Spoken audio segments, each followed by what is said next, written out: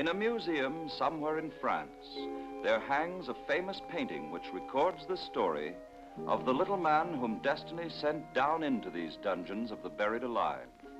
He was just an unsuccessful family doctor, yet everyone liked him. So when the French Revolution came along, he was given his first government job, head of a public hospital.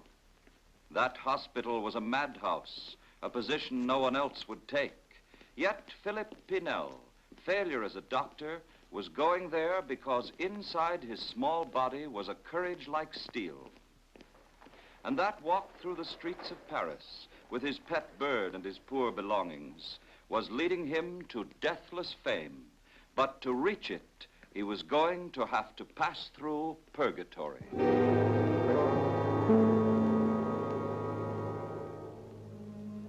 A few hours later, in the dark caves below La Bicêtre, an iron door opened, letting the sunlight blind the eyes of those below who lived in perpetual night. Slowly then, the new superintendent made his way down the stone stairway, handkerchief held to his face to keep off disease. After him, the keepers, not cruel or evil, but simply hired muscle men who sincerely believed that the insane were wild animals to be held in a zoo. Finally, the official of the government, a hard-faced cripple named Couthon, sent to judge whether the new madhouse keeper was tough enough for the job. In all the long years of his life, Pinel would never forget the nightmare of that first inspection. Captain George Gaspar, maniac, 35 years in this cell. 35 years in a cage. Merciful heavens. A woman, Marie Douce, 31 years. Hector Chevigny, 27 years, dangerous, killed guard in 1791.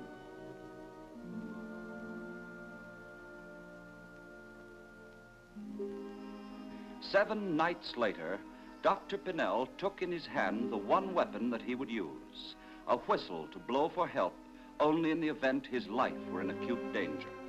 Secondly, a key to the cells, where he would go alone to free the tormented captives from fear. Finally, he ordered struck away the manacles of the dangerous maniac who had killed a guard, Hector Chevigny. For 27 years, this living thing had been chained against the wall of this cave. Once Captain Chevigny, officer of the Royal Navy, now mindless, no longer knowing the meaning of the fleur-de-lis branded on his hand when he had been imprisoned a generation before. His arms moved slowly, as if he could not realize that they were now unchained. And then, from the black corridor outside, he heard a voice. "You may come out now, officer of France."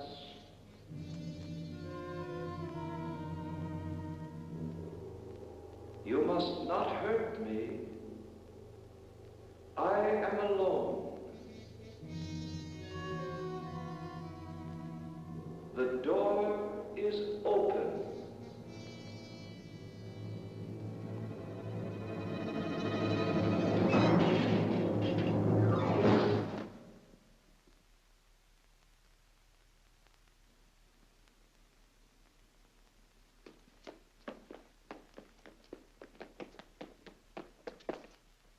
Only then, as Pinel stopped and looked back, did he realize that something had saved him.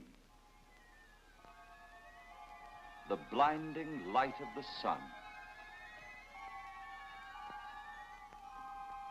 The sun. The sky. It is beautiful.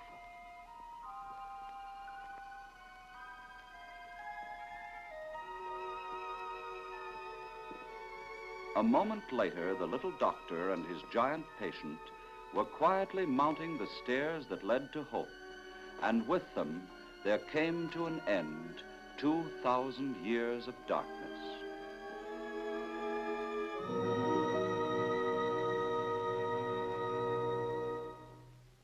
Thus, in the autumn of 1793, did a humble and modest man discover that love and kindness are the two greatest medicines known to science. And Dr. Pinel laid down some famous rules. 1, hatred and chains have never cured anyone of anything. 2, the mentally sick can be cured. They can be cured. They can be cured. And in the 2-year period that followed the arrival of Pinel, more than 100 suffering souls went up that stairway from darkness into the outer world of the light and the sky and the stars. And for this miracle, we must, to the name of Philippe Pinel, forever give honor. And for the terrible surprise that nearly destroyed him, we must forever take shame. Pinel has been turning madmen loose on the streets of Paris. There is no proof that they will not revert to their original state of madness and destroy our citizens in their beds. Quack! Madmen cutting our throats. Dangerous lunatics treated like humans. Stop him! Stop him! Stop him! A gang of street hoodlums laid in wait for him near the asylum and fell upon him to beat him to death.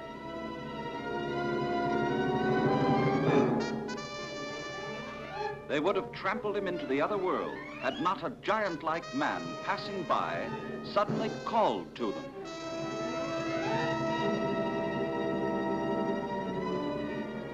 And a moment later, using his heavy walking stick like a battering ram, that stranger plowed into the senseless mob.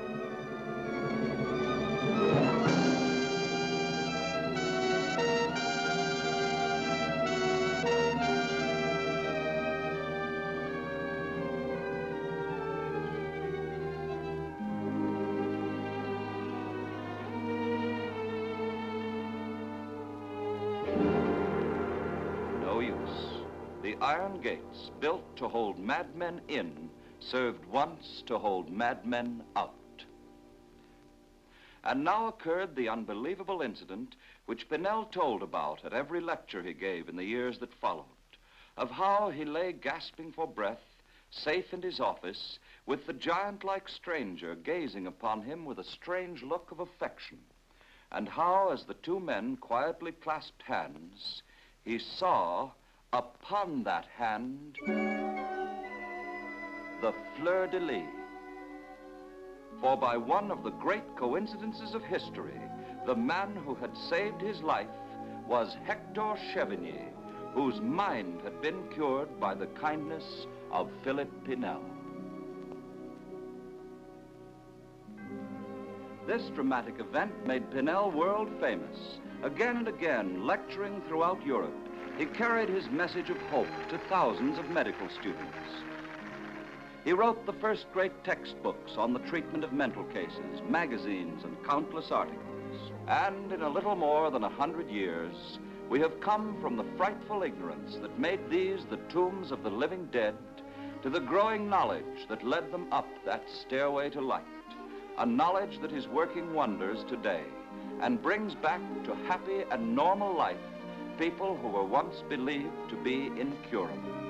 All this beginning through the kindness of an unsuccessful family doctor who freed millions from their chains to march with us in the passing parade.